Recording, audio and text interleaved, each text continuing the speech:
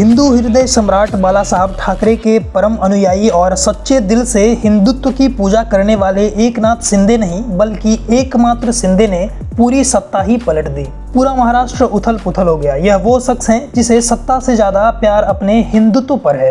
उद्धव ठाकरे से मनमुटाव कोई नई बात नहीं। जब उद्धव सरकार ने बीजेपी के साथ अपना 35 साल पुराना संबंध तोड़ा था, उस वक्त भी शिंदे खासा नाराज थे, क्योंकि इनके मुताबिक बीजेपी और शिवसेना की विचारधारा बिल्कुल एक है। ऐसे में विपरीत विचार की पार्टियों से गठबंधन इन्हें रास नहीं आई। शिंदे साहब का कहना है कि वो सच्चे शिव सैनिक हैं, सत्ता के लिए हिंदुत्व से कोई समझौता नहीं कर सकते। चलिए जानते हैं रियल लाइफ पुष्पा से, जिन्होंने कभी महाराष्ट्र की सड़कों पर जीवन चलाने के लिए ऑटो ड्राइवर का काम तक किया था।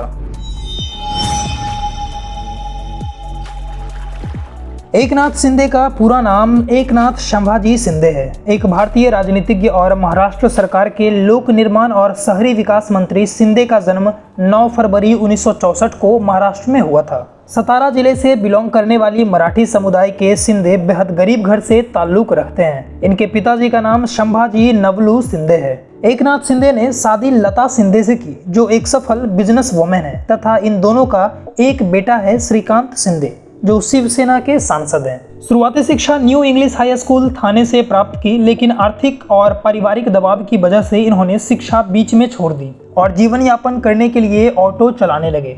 1980 का दौर था और हर जगह चर्चाएं शिवसेना सुप्रीमो बाला साहब ठाकरे की होती थी। उनकी हिंदुओं को लेकर स्पष्ट बयानबाजी से शिंदे काफी प्रभावित थे। धीरे धीरे ये शिवसेना प्रमुख आनंद दिघे के संपर्क में आए और इन्होंने इन्हें शिवसेना के शाखा प्रमुख के तौर पर जोड़ लिया। यहाँ से शिंदे की राजनीतिक पारी की शुरुआत हुई। अपनी कट्टर छवि की वजह से बहुत जल्द ये थाने जिले के सबसे प्रभावशाली नेताओं में से एक बन गए।